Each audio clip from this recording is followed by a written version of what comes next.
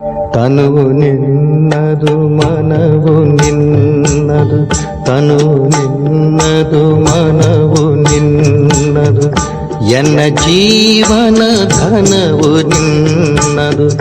ನಾನು ನಿನ್ನವನೆಂಬ ಹೆಮ್ಮೆಯ ಋಣವು ಮಾತ್ರವೇ ನನ್ನದು. ತನು ನಿನ್ನದು ಮನವು ನಿನ್ನದು.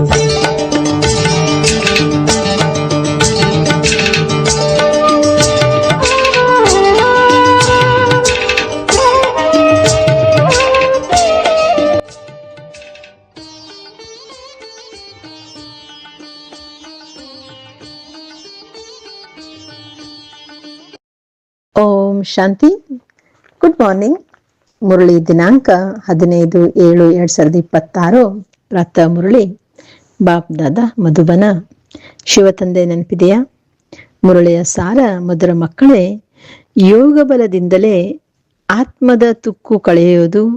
ಆದ್ದರಿಂದ ಇದರಲ್ಲಿ ಎಂದೂ ಹುಡುಗಾಟಿಕೆ ಅಥವಾ ಆಲಸ್ಯ ಮಾಡಬೇಡಿ. ಇಂದಿನ ಪ್ರಶ್ನೆಯಾಗಿದೆ: ತಂದೆಯು ಮಕ್ಕಳಿಗೆ ಬೇಹದ್ದಿನ ಆಸ್ತಿಯನ್ನು ತೆಗೆದುಕೊಳ್ಳಲು ಯಾವ ಯುಕ್ತಿಯನ್ನು ತಿಳಿಸಿದ್ದಾರೆ? ಅದರಲ್ಲಿ ಮಾಯೆಯು 4 ಕಡೆ ವಿಘ್ನವನ್ನು ಹಾಕುತ್ತದೆ. ಬಾಬಾ ಉತ್ತರ ತಿಳಿಸ್ಕೊಡ್ತಾ ಇದ್ರೆ, ತಂದೆಯು ಯುಕ್ತಿಯನ್ನು ತಿಳಿಸಿದ್ದಾರೆ. ಮಕ್ಕಳೇ, ನೀವು ಬ್ರಹ್ಮ ಕುಮಾರ್ ಕುಮಾರಿಯರು, ಒಬ್ಬ ತಂದೆ ಮಕ್ಕಳು, ಪರಸ್ಪರ ಸಹೋದರ ಸಹೋದರಾಗಿದ್ದೀರಿ. ನೀವೆಂದೂ ಕೂದಲೆಷ್ಟು ನೀಡಲು ಸಾಧ್ಯವಿಲ್ಲ. ಸೋದರ ಸೋದರಿಯರು ವಿಕಾರದಲ್ಲಿ ಹೋಗಲು ಸಾಧ್ಯವಿಲ್ಲ. ನೀವು ಶಿವತಂದೆ ಮತದಂತೆ ನಡೆದು ಬೇಹದ್ದಿನ ಆಸ್ತಿಯನ್ನು ಪಡೆಯಬೇಕಾಗಿದೆ. ಆದರೆ ಮಾಯೆಯು ಕಡಿಮೆ ಇಲ್ಲ. 4 ಕಡೆ ಇದರಲ್ಲಿಯೇ ವಿಘ್ನಗಳನ್ನು ತರುತ್ತಾ ಇರುತ್ತದೆ. ನಾವು ಸೋದರ ಸೋದರಿಯಾಗಿದ್ದೇವೆ, ಒಬ್ಬ ತಂದೆಯಿಂದ ಆಸ್ತಿಯನ್ನು ಪಡೆಯುತ್ತೇವೆ ಎಂಬುದನ್ನೇ ಮರೆತು ಹೋಗುತ್ತಾರೆ. ಗೀತೆ: ನಿಮ್ಮನ್ನು ಪಡೆದು ನಾನು ಜಗತ್ತನ್ನೇ ಪಡೆದನು. ಓಂ ಶಾಂತಿ. ಗೀತೆಯ ಒಂದು ಅಕ್ಷರವೇ ಬಹಳಷ್ಟಾಗಿದೆ. ಮಕ್ಕಳಿಗೆ ತಿಳಿದಿದೆ, ಬೇಹದ್ದಿನ ತಂದೆಯಿಂದ ಬೇಹದ್ದಿನ ಆಸ್ತಿಯು ಸಿಗುತ್ತದೆ ಮತ್ತು ಕಲ್ಪಕಲ್ಪವೂ ಸಿಗುತ್ತದೆ. ಇದನ್ನು ಸಹ ಮಕ್ಕಳು ತಿಳಿದುಕೊಂಡಿದ್ದೀರಿ. ಬೇಹದ್ದಿನ ಆಸ್ತಿಯು ಸಿಗುತ್ತದೆ. ಅವಶ್ಯವಾಗಿ ಅದು ಭಾರತಕ್ಕೆ ಸಿಕ್ಕಿತ್ತು. ಈಗ ಇಲ್ಲ, ಪುನಃ ಸಿಗುತ್ತಿದೆ. ನೋಡುತ್ತೀರಿ, ಈಗಂತೂ ಸ್ವರ್ಗದ ಆಸ್ತಿ ಇಲ್ಲ. ರಾವಣನ ಮೂಲಕ ನರಕದ ಶಾಪವೂ ಸಿಗುತ್ತಿದೆ. ಶಾಪದಿಂದ ಮನುಷ್ಯರು ದುಃಖಿಯಾಗುತ್ತಾರೆ. ವರ ಅರ್ಥಾತ್ ಬಾಬಾ ತಂದೆ ಆಸ್ತಿಯಿಂದ ಸುಖಿಯಾಗುತ್ತಾರೆ. ಈಗ ಬ್ರಾಹ್ಮಣ ಮಕ್ಕಳಿಗೆ ಅರ್ಥವಾಗಿದೆ, ಒಬ್ಬರು ಬೇಹದ್ದಿನ ನಿರಾಕಾರ ತಂದೆ, ಇನ್ನೊಬ್ಬರು ಪ್ರಜಾಪಿತ ಬೇಹದ್ದಿನ ಸಾಕಾರ ತಂದೆ ಆಗಿದ್ದಾರೆ. ಬೇಹದ್ದಿನ ಸಾಕಾರ ತಂದೆಯು ಪ್ರಜಾಪಿತ ಬ್ರಹ್ಮನಲ್ಲದೆ ಮತ್ಯಾರೂ ಅಲ್ಲ. ಗಾಂಧೀಜಿಗೂ ಬಾಪೂಜಿ ಎಂದು ಹೇಳುತ್ತಿದ್ದರು. ಆದರೆ ನಿಯಮ ಅನುಸಾರ ಇಡೀ ಮನುಷ್ಯ ಸೃಷ್ಟಿಗೆ ಅವರು ಬಾಪೂಜಿಯಾಗಲು ಸಾಧ್ಯವಿಲ್ಲ. ಇಡೀ ನಿರಾಕಾರಿ ವಿಶ್ವದ ಬಾಪೂಜಿಯು ಶಿವನಾಗಿದ್ದಾರೆ. ನೀವೀಗ ತಿಳಿದುಕೊಂಡಿದ್ದೀರಿ, ನಾವು ಶಿವತಂದೆ ಮಕ್ಕಳಾಗಿದ್ದೇವೆ. ಶಿವತಂದೆಯು ಬಂದು ಆಸ್ತಿಯನ್ನು ಕೊಡುವುದಕ್ಕಾಗಿ ತಮ್ಮನ್ನು ತಮ್ಮವರನ್ನಾಗಿ ಮಾಡಿಕೊಂಡಿದ್ದಾರೆ, ನಮ್ಮನ್ನು ತನ್ನವರನ್ನಾಗಿ ಮಾಡಿಕೊಂಡಿದ್ದಾರೆ. ಮಧುಬನಕ್ಕೆ ಏತಕ್ಕಾಗಿ ಬರುತ್ತೀರಿ? ಶಿವತಂದೆಯೊಂದಿಗೆ ಮಿಲನ ಮಾಡೋದಕ್ಕಾಗಿ. ಆದರೆ ಅವರು ನಿರಾಕಾರನಾಗಿದ್ದಾರೆ. ಕೇವಲ ಶಿವತಂದೆ ಎಂದು ಹೇಳಿದರೆ ಅರ್ಥವಾಗುವುದಿಲ್ಲ. ಆದ್ದರಿಂದ ಬಾಪ್ ದಾದಾ ಎಂದು ಹೇಳಲಾಗುತ್ತದೆ. ಶಿವತಂದೆ ಮತ್ತು ಬ್ರಹ್ಮದಾದ ಆಗಿದ್ದಾರೆ. ದಾದಾರವರ ಹೆಸರೇ ಬೇರೆ, ತಂದೆಯ ಹೆಸರೇ ಬೇರೆಯಾಗಿದೆ. ಆ ನಿರಾಕಾರನು ಎಲ್ಲರ ತಂದೆಯಾಗಿದ್ದಾರೆ, ಎಲ್ಲರ ತಾತನೂ ಆಗಿದ್ದಾರೆ. ಎಲ್ಲಾ ಮಕ್ಕಳಿಗೆ ಬಾಪ್ ದಾದಾರವರಿಂದ ಆಸ್ತಿಯು ಅವಶ್ಯವಾಗಿ ಸಿಗುತ್ತದೆ. ಬೇಹದ್ದಿನ ತಂದೆಯಿಂದ ಎಲ್ಲರಿಗೆ ಆಸ್ತಿಯು ಸಿಗುತ್ತದೆ. ಆ ತಂದೆಯು ಎಲ್ಲರ ದುಃಖಾರ್ಥ ಸುಖಕರ್ತನಾಗಿದ್ದಾರೆ. ಸತ್ಯುಗದಲ್ಲಿ ಯಾವುದೇ ಮನುಷ್ಯರು ದುಃಖಿಯಾಗಿರಲು ಸಾಧ್ಯವಿಲ್ಲ. ಹೆಸರೇ ಆಗಿದೆ ಸ್ವರ್ಗ. ಅವರು ಸ್ವರ್ಗವನ್ನು ಸ್ಥಾಪಿಸುವ ಪರಂಪಿತನಾಗಿದ್ದಾರೆ. ಭಾರತವು ಎಲ್ಲದಕ್ಕಿಂತ ಹಳೆಯದಾಗಿದೆ. ಇದೇ ಹೊಸದಾಗಿತ್ತು. ಆದ್ದರಿಂದ ಈಗ ಎಲ್ಲದಕ್ಕಿಂತ ಹಳೆಯದಾಗಿದೆ. ಭಾರತಕ್ಕೆ ಸತ್ಯುಗ ಕಲಿಯುಗ ಎಂದು ಹೇಳಲಾಗುತ್ತದೆ. ಅವಶ್ಯವಾಗಿ ಭಾರತವು ಸ್ವರ್ಗವಾಗಿತ್ತು. ಈ ಲಕ್ಷ್ಮೀನಾರಾಯಣರು ರಾಜ್ಯಭಾರ ಮಾಡುತ್ತಿದ್ದರು. ಇದು ಬುದ್ಧಿಯಲ್ಲಿದೆ. ನೀವೀಗ ಲಕ್ಷ್ಮೀನಾರಾಯಣ ಮಂದಿರಕ್ಕೆ ಹೋಗುತ್ತೀರಂದ್ರೆ ಕೂಡಲೇ ಬುದ್ಧಿಯಲ್ಲಿ ಬರುತ್ತದೆ, ಅವರಿಗೆ ಈ ಆಸ್ತಿಯು ಹೇಗೆ ಸಿಕ್ಕಿತು, ಇವರು ಹೇಗೆ ಪೂಜ್ಯರಾದರು, ಯಾವಾಗ ರಾಜ್ಯ ಮಾಡಿದರು, ಯಾರ ಮುಖಾಂತರ ರಾಜ್ಯ ಪಡೆದರು, ಇದೆಲ್ಲವೂ ಬುದ್ಧಿಯಲ್ಲಿ ಬರುತ್ತದೆ. ಮೊದಲು ಲಕ್ಷ್ಮೀನಾರಾಯಣನ ಮಂದಿರಕ್ಕೆ ಹೋಗುತ್ತಿದ್ದಿರಿ, ಮಾಲೆಯನ್ನು ಜಪಿಸುತ್ತಿದ್ದಿರಿ. ಅವರ ಕರ್ತವ್ಯದ ಬಗ್ಗೆ ಏನೂ ತಿಳಿದಿರಲಿಲ್ಲ. ಈಗ ಕೇವಲ ನಿಮ್ಮ ಬುದ್ಧಿಯಲ್ಲಿದೆ. ನಿಮ್ಮಲ್ಲಿಯೂ ನಂಬರ್ ವಾರ್. ನೀವೀಗ ಲಕ್ಷ್ಮೀನಾರಾಯಣ ಮಂದಿರದಲ್ಲಿ ಹೋಗಿ ನಿಂತುಕೊಂಡ ಕೂಡಲೇ ಹರ್ಷಿತರಾಗುತ್ತೀರಿ. ಏಕೆಂದರೆ ನಿಮ್ಮ ಬುದ್ಧಿಯಲ್ಲಿದೆ, ಇವರು ಈ ಪ್ರಾಪ್ತವನ್ನು ಹೇಗೆ ಪಡೆದಿದ್ದರು? ಸಂಗಮ ಯುಗದಲ್ಲಿಯೇ ಪಡೆದರು. ಏಕೆಂದರೆ ಸಂಗಮ ಯುಗದಲ್ಲಿಯೇ ಹಳೆಯ ಪ್ರಪಂಚ ಪರಿವರ್ತನೆ ಆಗಬೇಕಾಗಿದೆ. ಸಂಗಮ ಯುಗದಲ್ಲಿಯೇ ತಂದೆಯು ಬಂದು ರಾಜಯೋಗವನ್ನು ಕಲಿಸಿದ್ದರು. ಇದನ್ನು ತಿಳಿದುಕೊಂಡಿದ್ದಿರಿ. ಬಹಳ ಜನ್ಮಗಳ ಅಂತಿಮ ಜನ್ಮದಲ್ಲಿ ಇವರು ಬ್ರಹ್ಮನಾಗಿದ್ದರು. ಬ್ರಹ್ಮರವರ ಮೂಲಕ ವಿಷ್ಣುಪುರಿಯ ಸ್ಥಾಪನೆ ಆಗುತ್ತದೆ. ಈ ಲಕ್ಷ್ಮೀನಾರಾಯಣರೇ ಹಿಂದಿನ ಜನ್ಮದಲ್ಲಿ ಬ್ರಹ್ಮ ಸರಸ್ವತಿಯಾಗಿದ್ದರು. ಬ್ರಹ್ಮನ ಜೊತೆಗೆ ಬ್ರಾಹ್ಮಣರೂ ಸಹ ಇರುತ್ತಾರೆ. ಸತ್ಯುಗದಲ್ಲಿ ಲಕ್ಷ್ಮೀನಾರಾಯಣ ರಾಜ್ಯವಿತ್ತಲ್ಲವೇ? ಅವಶ್ಯವಾಗಿ ಪ್ರಜಾಪಿತನೂ ಇರುವರು. ನೀವು ತಿಳಿದುಕೊಂಡಿದ್ದೀರಿ, ನಾವು ಪುರುಷಾರ್ಥ ಮಾಡುತ್ತಿದ್ದೇವೆ. ಯಾರು ಕಲ್ಪದ ಹಿಂದೆ ಪುರುಷಾರ್ಥ ಮಾಡಿದ್ದಾರೆಯೋ ಅವರನ್ನು ನಾವು ಸಾಕ್ಷಿಯಾಗಿ ನೋಡುತ್ತೇವೆ. ಒಂದು ರಾಜ್ಯ ಮನೆತನವಿರುತ್ತದೆ, ಇನ್ನೊಂದು ಪ್ರಜಾ ಮನೆತನವಿರುತ್ತದೆ. ಪ್ರಜೆಗಳಲ್ಲಿಯೂ ಕೆಲವರು ಬಹಳ ಸಾಹುಕಾರರಿರುತ್ತಾರೆ, ಕೆಲವರು ಕಡಿಮೆ. ರಾಜರಲ್ಲಿಯೂ ಕೆಲವರು ಬಹಳ ಸಾಹುಕಾರರು, ಕೆಲವರು ಕಡಿಮೆ ಸಾಹುಕಾರರಿರುತ್ತಾರೆ. ಇವರು ಈ ರಾಜ್ಯವನ್ನು ಹೇಗೆ ಪಡೆದರೆಂದು ನೀವು ಲಕ್ಷ್ಮೀನಾರಾಯಣರ ಮಂದಿರದಲ್ಲಿ ಯಾರಿಗಾದರೂ ತಿಳಿಸಬಲ್ಲಿರಿ. ಈಗ ಪುನಃ ಅವರೇ ತಮ್ಮ ರಾಜ್ಯ ಭಾಗ್ಯವನ್ನು ತೆಗೆದುಕೊಳ್ಳುತ್ತಿದ್ದಾರೆ. ರಾಜಧಾನಿಯು ಸ್ಥಾಪನೆಯಾಗುತ್ತಿದೆ. ಎಷ್ಟು ಸಹಜವಾಗಿದೆ. ಅಂಬಾ ಯಾರೆಂಬುದನ್ನು ತಿಳಿದುಕೊಂಡಿಲ್ಲ. ನೀವು ಹೇಳುತ್ತೀರಿ, ಇವರಂತೂ ಜಗದಂಬೆ ಆಗಿದ್ದಾರೆ. ಕಲ್ಪದ ಮೊದಲು ಜಗದಂಬಾ ಜಗತ್ಪಿತರು ಇದ್ದರು. ಅವರ ಮಕ್ಕಳು ನಾವು ಇದ್ದೆವು. ಸಂಗಮ ಯುಗದಲ್ಲಿ ತಂದೆಯು ರಾಜ್ಯವನ್ನು ಕಲಿಸುತ್ತಿದ್ದಾರೆ. ಜಗದಂಬೆಯ ಮಕ್ಕಳು ಅನೇಕರಿದ್ದಾರೆ. ಆದರೆ ಇಷ್ಟೊಂದು ಮಂದಿರವನ್ನು ಇಲ್ಲಿಯೇ ಇರಿಸಿಕೊಳ್ಳಲು ಸಾಧ್ಯವಿಲ್ಲ. ಅಂದ್ರೆ ಮಧುಬಂದಲ್ಲಿ ಎಲ್ಲಾ ಜನರನ್ನ ಇರಿಸ್ಕೊಳ್ಳಿಕ್ಕಾಗುದಿಲ್ಲ ಅಂತ.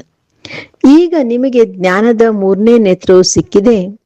ತಂದೆಯು ಜ್ಞಾನ ಸಾಗರನಾಗಿದ್ದಾರೆ ಅಂದ ಮೇಲೆ ಅವಶ್ಯವಾಗಿ ಮಕ್ಕಳಿಗೆ ಜ್ಞಾನವನ್ನೇ ಕೊಡುತ್ತಾರೆ. ಅವರಿಗೆ ಮನುಷ್ಯನೆಂದಾಗಲಿ ದೇವತೆಯೆಂದಾಗಲಿ ಹೇಳೋದಿಲ್ಲ. ಅವರಿಗೆ ಪರಮಾತ್ಮನೆಂದೇ ಹೇಳಲಾಗುತ್ತದೆ. ನೀವು ಯಾರದೇ ಮಂದಿರದಲ್ಲಿ ಹೋಗುತ್ತೀರೆಂದರೆ ಅವರ ಚರಿತ್ರೆಯನ್ನು ತಿಳಿಸಬಲ್ಲಿರಿ. ರಾಮನ ಚರಿತ್ರೆಯನ್ನು ನೀವು ತಿಳಿಸಬಲ್ಲಿರಿ. ಚಂದ್ರವಂಶಿ ಮನೆತನವು ಈಗ ಸ್ಥಾಪನೆಯಾಗುತ್ತಿದೆ. ಬ್ರಹ್ಮನ ಮೂಲಕ ಬ್ರಾಹ್ಮಣ ಧರ್ಮದ ಸ್ಥಾಪನೆಯೂ ಆಗುತ್ತಿದೆ. ಬ್ರಹ್ಮನ ಹೆಸರು ಎಷ್ಟು ಪ್ರಸಿದ್ಧವಾಗಿದೆ. ತಂದೆಯು ಬ್ರಹ್ಮನ ಮೂಲಕ ಬ್ರಾಹ್ಮಣ ರಚಿಸುತ್ತಾರೆ. ನೀವು ಬ್ರಹ್ಮ ಕುಮಾರಿಯರಾಗಿರುವುದರಿಂದ ತಿಳಿದುಕೊಂಡಿದ್ದೀರಿ, ನಾವು ಒಬ್ಬ ತಂದೆಯ ಮಕ್ಕಳು, ಪರಸ್ಪರ ಸೋದರ ಸೋದರಿಯಾಗಿದ್ದೇವೆ ಅಂದ ಮೇಲೆ ವಿಕಾರ ದೃಷ್ಟಿಯನ್ನು ಇಡಲು ಸಾಧ್ಯವಿಲ್ಲ.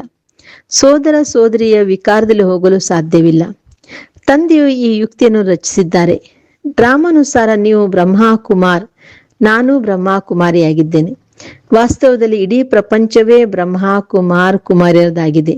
ಆದರೆ ನಾವು ಸಹ ಬಿಕೆ ಆಗಿದೆ ಎಂಬುದನ್ನು ಅವರು ತಿಳಿದುಕೊಂಡಿಲ್ಲ.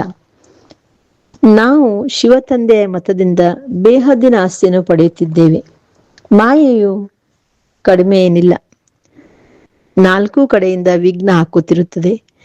ನಾವು ಸೋದರ ಸೋದರಿಯಾಗಿದ್ದೇವೆ, ಒಬ್ಬ ತಂದೆಯಿಂದ ಆಸ್ತಿಯನ್ನು ತೆಗೆದುಕೊಳ್ಳುತ್ತೇವೆ ಎಂಬುದನ್ನೇ ಮರೆತು ಹೋಗುತ್ತಾರೆ. ಇದನ್ನು ನೀವು ಚೆನ್ನಾಗಿ ಮಕ್ಕಳಿಗೆ ಗೊತ್ತಿದೆ. ಇದೇನು ಹೊಸ ಮಾತಲ್ಲ. ಪ್ರತಿ 5,000 ವರ್ಷಗಳ ನಂತರ ಈ ಚಕ್ರವು ಸುತ್ತುತ್ತದೆ. ತಿಥಿ ತಾರೀಖನ್ನು ಬರೆದಿದ್ದಾರೆ. ಅಂದಾಗಿದ್ದು ಬುದ್ಧಿಲಿರಬೇಕು. ನಾವು ಶಿವ ತಂದೆಯಿಂದ ಈ ಯುಕ್ತಿಯಿಂದ ಆಸ್ತಿಯನ್ನು ತೆಗೆದುಕೊಳ್ಳುತ್ತೇವೆ. ಲಕ್ಷ್ಯವಂತೂ ಸಿಕ್ಕಿದೆಲ್ಲವೇ? ತಂದೆಯನ್ನು ನೆನಪು ಮಾಡಿ ತಂದೆಯಿಂದ ಆಸ್ತಿಯನ್ನು ತೆಗೆದುಕೊಳ್ಳಬೇಕಾಗಿದೆ. ನೆನಪು ಅರ್ಥಾತ್ ಯೋಗ ಬಲದಿಂದಲೇ ತುಕ್ಕು ಕಳೆಯುವುದು. ಇದರಲ್ಲಿ ಯಾವುದೇ ಆಲಸ್ಯವಿರಬಾರದು. ಆದ್ದರಿಂದ ಮುರುಳಿಗಳು ಸಿಗುತ್ತವೆ. ನಿಶ್ಚಯ ಬುದ್ಧಿಯವರಾಗಿದ್ದಾರೆ. ಎಲ್ಲಿ ಬೇಕಾದರೂ ಹೋಗಬಹುದು. ಒಂದು ವೇಳೆ ಮುರುಳಿ ಸಿಗಲಿಲ್ಲವೆಂದರೂ ಸಹ ನಾವು ತಂದೆಯವರಾಗಿ ಬಿಟ್ಟಿದ್ದೇವೆ ಎಂಬುದಂತೂ ಬುದ್ಧಿಯಲ್ಲಿರುತ್ತದೆ ಅಲ್ಲವೇ? ತಂದೆಯು ತಿಳಿಸುತ್ತಾರೆ, ನೀವಾತ್ಮರು ತಮೋ ಪ್ರಧಾನ ಬುದ್ಧಿಯವರಾಗಿದ್ದೀರಿ. ನೀವೀಗ ತಂದೆಯನ್ನು ನೆನಪು ಮಾಡಿದರೆ ತಮೋ ಪ್ರಧಾನರಿಂದ ಸತೋ ಪ್ರಧಾನರಾಗುತ್ತೀರಿ. ಈ ಮಹಾಮಂತ್ರವನ್ನು ಒಬ್ಬ ತಂದೆಯೇ ತಿಳಿಸುತ್ತಾರೆ, ಮತ್ತಾರೂ ತಿಳಿಸಲು ಸಾಧ್ಯವಿಲ್ಲ. ತಂದೆಯೇ ಹೇಳುತ್ತಾರೆ, ಮಧುರಾತಿ ಮಧುರ ಮಕ್ಕಳೇ, ನೆನಪಿನಿಂದಲೇ ನೀವು ತಮೋ ಪ್ರಧಾನರಿಂದ ಸತೋ ಪ್ರಧಾನರಾಗಬೇಕಾಗಿದೆ. ಈ ಅಕ್ಷರವಿದೆ, ಆದರೆ ಇದು ಯಾರ ಬುದ್ಧಿಯಲ್ಲೂ ಬರುವುದಿಲ್ಲ. ನೀವು ತಿಳಿದುಕೊಳ್ಳುತ್ತೀರಿ. ಅವಶ್ಯವಾಗಿ ಕಲ್ಪದ ಮೊದಲು ಸಹ ತಂದೆಯು ಈ ಶಬ್ದವನ್ನು ತಿಳಿಸಿದ್ದರು. ದೇಹದ ಎಲ್ಲಾ ಧರ್ಮಗಳನ್ನು ಬಿಟ್ಟು ತಮ್ಮನ್ನು ಆತ್ಮ ಎಂದು ತಿಳಿಯಿರಿ. ಇವೆಲ್ಲವೂ ದೇಹದ ಧರ್ಮಗಳಾಗಿವೆಯಲ್ಲವೇ? ಎಲ್ಲರಿಗೆ ತಂದೆ ಒಬ್ಬರೇ ಆಗಿದ್ದಾರೆ. ಎಲ್ಲ ಆತ್ಮರು ಆ ಒಬ್ಬ ತಂದೆಯನ್ನು ಕರೆಯುತ್ತಾರೆ. ಪೋಪನು ಸಹ ಭಗವಂತನನ್ನೇ ನೆನಪು ಮಾಡುತ್ತಾರೆ, ಓ ಗಾಡ್ ಫಾದರ್, ದಯೆ ತೋರಿಸು. ಈ ಮನುಷ್ಯರ ಕ್ರೋಧಿ ಬುದ್ಧಿಗಳನ್ನು ಪರಿವರ್ತನೆ ಮಾಡಿ ಅದರಿಂದ ಇವರು ಪರಸ್ಪರ ಹೊಡೆದಾಡದಿರಲಿ ಎಂದು ಹೇಳುತ್ತಾರೆ. ತಂದೆಯನ್ನೇ ನೆನಪು ಮಾಡುತ್ತಾರಲ್ಲವೇ? ಮತ್ತಾರನ್ನು ನೆನಪು ಮಾಡುವುದಿಲ್ಲ. ಬಂದು ಪತಿತರನ್ನ ಪಾವನ ಮಾಡಿರಿ ಎಂದು ಶಿವ ತಂದೆಯನ್ನೇ ಕರೆಯುತ್ತಾರೆ. ಪಾವನರಾಗಿ ಬಿಟ್ಟರೆ ಮತ್ತೆ ಈ ಚೀಚಿ ರಾವಣನ ಪ್ರಪಂಚದವರು ಇರಲು ಸಾಧ್ಯವಿಲ್ಲ. ಅವಶ್ಯವಾಗಿ ಹೊಸ ಪ್ರಪಂಚವು ಬೇಕಾಗುತ್ತದೆ. ಕಲಿಯುಗದಿಂದ ಪರಿವರ್ತನೆಯಾಗಿ ಸತ್ಯುಗವೇ ಆಗುತ್ತದೆ ಅಲ್ಲವೇ? ಆದರೆ ಇಷ್ಟನ್ನು ಮನುಷ್ಯರು ತಿಳಿದುಕೊಳ್ಳೋದಿಲ್ಲ. ಕಲಿಯುಗವಂತೂ ಕಲಿಯುಗವಾಗಿಯೇ ನಡೆಯುತ್ತಾ ಇರುತ್ತದೆ ಎಂದು ಒಬ್ಬ ವೈದ್ಯರು ಹೇಳುತ್ತಿದ್ದರು. ಅರೆ, ಸದಾ ಕಲಿಯುಗವೇ ಹೇಗೆ ನಡೆಯುತ್ತದೆ? ಈ ಕಲಿಯುಗವು ಚೆನ್ನಾಗಿದೆಯೇ, ಆದರೆ ಅವರಿಗೆ ಅರ್ಥವಾಗುವುದಿಲ್ಲ. ಕೇವಲ ಭಾವನೆಯಿಂದ ಕಾರಣ ಅನ್ಯರನ್ನು ಕರೆದುಕೊಂಡು ಬರುತ್ತಾರೆ. ಅವರಿಗೆ ಬಾಣವು ನಾಟುವುದಿಲ್ಲ. ಯಾರಾದರೂ ಅವರ ಜೊತೆ ಬರುವವರಿಗೆ ಬಾಣವು ನಾಟಿದ್ರೂ ಸಹ ಅಲ್ಪ ಸ್ವಲ್ಪ ದಲ್ಲಾಳಿ ಫಲ ಸಿಗುವುದು. ಸ್ವರ್ಗದಲ್ಲಿ ಬಂದು ಬಿಡುವರು. ತಂದೆಯಿಂದ ಸ್ವಲ್ಪ ಕೇಳಿದ್ರೂ ಸಹ ಸ್ವರ್ಗದಲ್ಲಿ ಅವಶ್ಯವಾಗಿ ಹೋಗುತ್ತಾರೆ. ಈಗಂತೂ ಸ್ವರ್ಗದ ರಚಯಿತ ತಂದೆಯು ಸಮ್ಮುಖದಲ್ಲಿ ಬಂದು ಕುಳಿತಿದ್ದಾರೆ. ತಂದೆಯು ತಿಳಿಸುತ್ತಾರೆ, ನಾನು ಎಲ್ಲರ ತಂದೆಯಾಗಿದ್ದೇನೆ. ಶಿವ ತಂದೆಯು ಹೇಗೆ ಬರುವರು ಎಂಬುದನ್ನು ಯಾರೂ ಒಪ್ಪುವುದಿಲ್ಲ. ಅರೆ, ಕೆಲವು ಆತ್ಮಗಳೇ ಬರುತ್ತಾರೆ ಎಂದ ಮೇಲೆ ನಾವೇಕೆ ಬರುವುದಿಲ್ಲ? ಆತ್ಮವು ಒಂದು ಶರೀರವನ್ನು ಬಿಟ್ಟು ಇನ್ನೊಂದರಲ್ಲಿ ಹೋಗುತ್ತದೆ ಅಂದ ಮೇಲೆ ನಾನು ಬರಲು ಸಾಧ್ಯವಿಲ್ಲವೇ? ಇಲ್ಲದಿದ್ದರೆ ನಾನು ಹೇಗೆ ಬರಲಿ? ಹೇ ಪತಿತ ಪಾವನ ತಂದೆ, ಬಂದು ಪತಿತರಿಂದ ಪಾವನ ಮಾಡಿ ಎಂದು ಕರೆಯುತ್ತಾರೆ. ಇದಕ್ಕೆ ತಂದೆಯು ತಿಳಿಸುತ್ತಾರೆ, ನಾನು ಭಾರತದಲ್ಲೇ ಬರುತ್ತೇನೆ. ಕಲ್ಪಕಲ್ಪದ ಸಂಗಮದಲ್ಲಿ ಒಂದೇ ಬಾರಿಗೆ ಬರುತ್ತೇನೆ. ಯಾವಾಗ ನೀವು ಪೂರ್ಣ 84 ಜನ್ಮಗಳನ್ನು ಮುಗಿಸುತ್ತೀರೋ ಆಗ ನಾನು ಬರುತ್ತೇನೆ. ನೀವು ಮಕ್ಕಳಿಗೆ ನಿಶ್ಚಯವಿದೆ, ತಂದೆಯು ಪುನಃ ಆಸ್ತಿಯನ್ನು ಕೊಡಲು ಬಂದಿದ್ದಾರೆ. ತಂದೆಯು ಹೇಳುತ್ತಾರೆ, ನನ್ನ ಕರ್ತವ್ಯ ಆಗಿದೆ ಹಳೆಯ ಪ್ರಪಂಚವನ್ನು ಪರಿವರ್ತನೆ ಮಾಡಿ ಹೊಸ ಪ್ರಪಂಚವನ್ನು ಸ್ಥಾಪನೆ ಮಾಡುವುದು. ಆದ್ದರಿಂದ ಹೊಸ ಪ್ರಪಂಚದ ಸ್ಥಾಪನೆ ಹಳೆಯ ಪ್ರಪಂಚದ ವಿನಾಶ ಎಂದು ಗಾಯನವಿದೆ. ನಂತರ ನೀವು ಪಾಲನೆ ಮಾಡುತ್ತೀರಿ. ಜ್ಞಾನದ ಪ್ರಕಾಶತೆ ಸಿಕ್ಕಿದೆ ಅಲ್ಲವೇ? ಕಾಳಿಯ ಮಂದಿರವನ್ನು ನೋಡುತ್ತೀರೆಂದ್ರೆ ಇದು ಸುಳ್ಳು ಚಿತ್ರವೆಂದು ತಿಳಿದುಕೊಳ್ಳುತ್ತೀರಿ. ಕಾಳಿಯು ಅವಶ್ಯವಾಗಿ ಜಗದಂಬೆ ಆಗಿದ್ದಾರೆ. ಆದರೆ ಇಂತಹ ಭಯಾನಕ ರೂಪವಂತೂ ಇಲ್ಲ. ಬಂಗಾಳದಲ್ಲಿ ಕಾಳೆಯ ಮುಂದೆ ಬಲಿ ಕೊಡುತ್ತಾರೆ, ಆದರೆ ಏನನ್ನೂ ತಿಳಿದುಕೊಂಡಿಲ್ಲ. ಲಕ್ಷಾಂತರ ಮಂದಿ ಜಗದಂಬೆಯ ಮಂದಿರಕ್ಕೆ ಹೋಗುತ್ತಾರೆ. ಸದಾ ಮೇಳವಿದ್ದಂತೆ ಇರುತ್ತದೆ. ಚಿಕ್ಕದಾದ ಮೂರ್ತಿಯನ್ನು ಇಟ್ಟಿದ್ದಾರಲ್ಲವೇ? ಜಗದಂಬೆ ಎಂದು ಹೆಸರಿಟ್ಟಿದ್ದಾರೆ. ಅಂದಾಗ ಜಗದಂಬೆ ಅಂತ ಒಬ್ಬರೇ ಇರಬೇಕಲ್ಲವೇ? ಸಿಂಧದಲ್ಲಿ ಕಾಳೆಯ ಮಂದಿರವನ್ನು ಹೇಗೆ ಕಟ್ಟಿಸಿದರು? ಒಂದು ಬಾರಿ ಕೋಟೆಯನ್ನು ಅಣುಬಾಂಬ್ನ ಸ್ಫೋಟವಾಯಿತು. ಆಗ ಒಬ್ಬ ಕಾವಲುಗಾರನು ಹೇಳಿದನು, ಕಾಳಿ ಮಾತೆಯು ಕೋಪಿಸಿಕೊಂಡಿದ್ದಾರೆ ಎಂದು. ಆಗ ಅವರು ಬಂದು ಅಲ್ಲಿ ಕಾಳೆಯ ಮಂದಿರವನ್ನು ಕಟ್ಟಿಸಿಬಿಟ್ಟರು. ವಾಸ್ತವದಲ್ಲಿ ಕಾಳಿಯು ಯಾರಾಗಿದ್ದಾರೆ ಏನನ್ನೂ ತಿಳಿದುಕೊಂಡಿಲ್ಲ. ಈಗ ನಿಮಗೆ ಜ್ಞಾನ ಸಿಕ್ಕಿದೆ, ನೀವು ತಿಳಿದುಕೊಂಡಿರೋ ಮಾತೇ ಇಲ್ಲ. ತಂದೆಯಿಂದ ಆಸ್ತಿಯನ್ನು ತೆಗೆದುಕೊಳ್ಳುತ್ತಿದ್ದೇವೆ ಎಂದು ತಿಳಿದುಕೊಂಡಿದ್ದೀರಿ ಅಂದ ಮೇಲೆ ಅದಕ್ಕಾಗಿ ಪೂರ್ಣ ಪುರುಷಾರ್ಥ ಮಾಡಬೇಕಲ್ಲವೇ? ಮೊಟ್ಟ ಮೊದಲನೇದಾಗಿ ಯಾವಾಗ ಕುಮಾರಿಯರು ವಿವಾಹ ಮಾಡಿಕೊಳ್ಳುವರೋ ಆಗಲೇ ದುಃಖವು ಆರಂಭವಾಗುತ್ತದೆ. ನಿಮಗೆ ವಿವಾಹ ಮಾಡಿಕೊಳ್ಳುವ ಸಂಕಲ್ಪವೂ ಸಹ ಎಂದಿಗೂ ಬರಬಾರದು. ಈಗ ತಂದೆಯು ತಿಳಿಸುತ್ತಾರೆ, ಈ ರಾವಣ ರಾಜ್ಯವು ಸಮಾಪ್ತಿಯಾಗಲಿದೆ. ಇದು ವಿಕಾರಿ ಗೃಹಸ್ಥ ವ್ಯವಹಾರವಾಗಿದೆ. ದೇವಿ ದೇವತೆಗಳಿಗಾಗಿ ಗಾಯನ ಮಾಡುತ್ತಿರುತ್ತಾರೆ. ಈ ದೇವತೆಗಳನ್ನು ನಿರ್ವಿಕಾರಿಗಳನ್ನಾಗಿ ಮಾಡುವವರು ಯಾರೆಂಬುದನ್ನು ಯಾರಿಗೂ ತಿಳಿದಿರುವುದಿಲ್ಲ. ಸತ್ಯುಗವು ಸಂಪೂರ್ಣ ನಿರ್ವಿಕಾರಿ ಪ್ರಪಂಚವಾಗಿದೆ. ಅಲ್ಲಿಯೂ ವಿಕಾರಿಗಳಿತ್ತು ಎಂದು ಶಾಸ್ತ್ರಗಳಲ್ಲಿ ತೋರಿಸಿಬಿಟ್ಟಿದ್ದಾರೆ. ಆದರೆ ಅದು ಸಂಪೂರ್ಣ ನಿರ್ವಿಕಾರಿ ಪ್ರಪಂಚವಾಗಿರುತ್ತದೆ. ವಿಕಾರಿ ಪ್ರಪಂಚ ಮತ್ತು ನಿರ್ವಿಕಾರಿ ಪ್ರಪಂಚದಲ್ಲಿ ಎಷ್ಟೊಂದು ಅಂತರವಿದೆ. ಈ ಮಾತುಗಳು ಮತ್ಯಾರ ಬುದ್ಧಿಯಲ್ಲಿಯೂ ಇಲ್ಲ. ನೀವು ತಿಳಿದುಕೊಂಡಿದ್ದೀರಿ, ಈ ಲಕ್ಷ್ಮೀನಾರಾಯಣ ರಾಜ್ಯವಿದ್ದಾಗ ಕೆಲವರೇ ಮನುಷ್ಯರಿದ್ದರು. ಒಂದೇ ಧರ್ಮವಿತ್ತು. ನಂತರ ಇದು ವೃದ್ಧಿಯಾಗಿದೆ. ಪೂರ್ಣ ಚಕ್ರವನ್ನು ಸುತ್ತಬೇಕಾಗಿದೆ. ಆದ್ದರಿಂದಲೇ ಇಡೀ ಪೃಥ್ವಿಯನ್ನು ಸುತ್ತಿದರೆಂದು ಹೇಳುತ್ತಾರೆ. ಸಮುದ್ರವಂತೂ ಸುತ್ತಲು ಸಾಧ್ಯವಿಲ್ಲ. ಸತ್ಯುಗದಲ್ಲಿ ಕೆಲವರೇ ಇರುವ ಕಾರಣ ಎಷ್ಟೊಂದು ಕಡಿಮೆ ಭೂಮಿಯನ್ನು ತೆಗೆದುಕೊಳ್ಳುತ್ತಾರೆ. ಈಗ ಮನುಷ್ಯರು ಸೃಷ್ಟಿಯ ಎಲ್ಲಿಯೇ ಪೂರ್ಣವಾಗಲಿದೆ, ಮೇಲೆ ಉಳಿದುಕೊಂಡಿರುವುದು ಆತ್ಮಗಳೆಲ್ಲೂ ಬರುತ್ತಿರುತ್ತಾರೆ. ಜನಸಂಖ್ಯೆ ವೃದ್ಧಿಯಾಗುತ್ತಲೇ ಇದೆ. ಯಾವಾಗ ಮೇಲಿನಿಂದ ಎಲ್ಲಾ ಆತ್ಮರು ಬರುವುದು ಮುಕ್ತಾಯವಾಗುವುದೋ, ನೀವು ಕರ್ಮಾತೀತ ಸ್ಥಿತಿಯನ್ನು ಹೊಂದುವಿರೋ, ಆಗ ಮತ್ತೆ ಆತ್ಮಗಳು ಶರೀರ ಬಿಟ್ಟು ಹೋಗಬೇಕಾಗಿದೆ. ಅವರು ಬರುತ್ತಾರೆ ಮತ್ತು ನೀವು ಹೋಗುತ್ತೀರಿ. ಕೆಲವರದೇ ಬರುತ್ತಾ ಇರುತ್ತಾರೆ.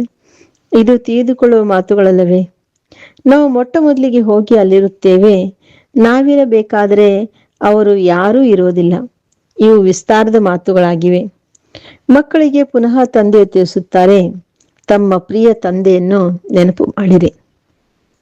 ತಂದೆಯನ್ನು ನೆನಪು ಮಾಡೋದರಲ್ಲಿ ನಿಮಗೆ ಲಾಭವಿದೆ. ಈ ಚರಿತ್ರೆ ಭೂಗೋಳವಂತೂ ಮನುಷ್ಯರು ಬಹಳ ಓದುತ್ತಾರೆ.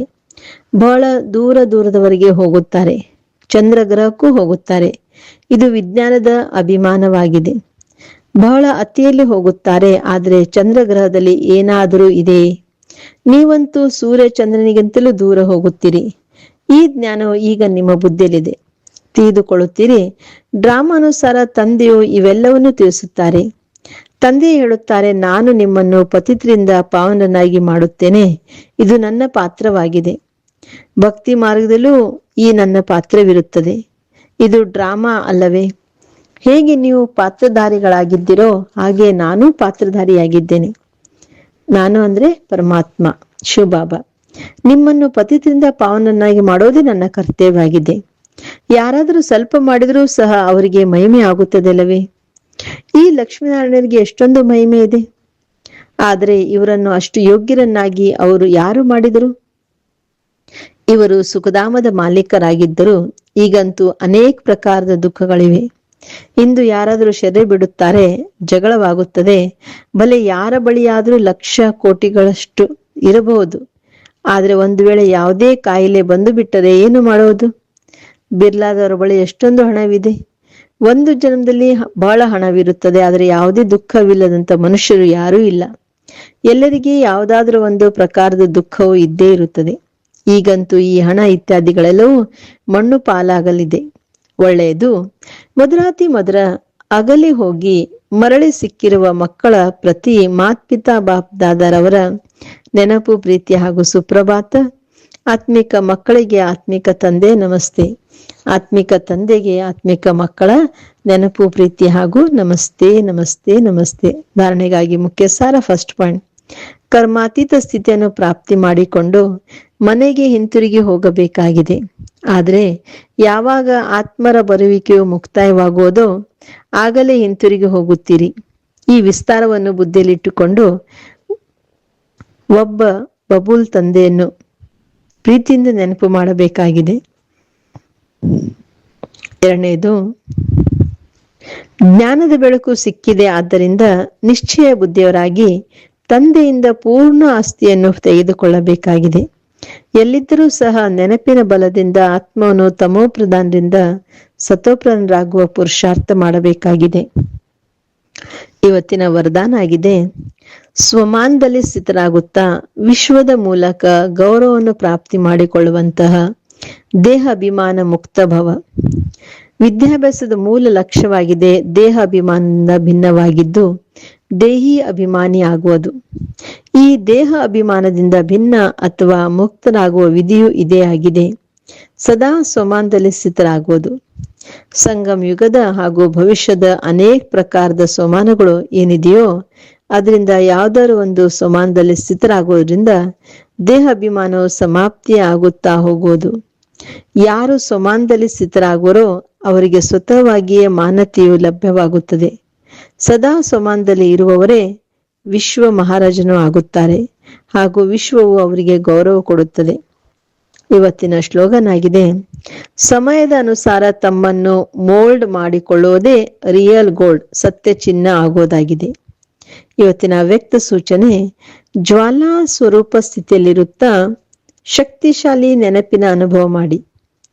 ಈಗ ನಿರ್ಭಯ ಜ್ವಾಲಾಮುಖಿಯಾಗಿ ಪ್ರಕೃತಿ ಮತ್ತು ಆತ್ಮರೊಳಗಡೆ ಇರುವ ತಮೋಗುಣವಿದೆ, ಅದನ್ನು ಭಸ್ಮ ಮಾಡಿ.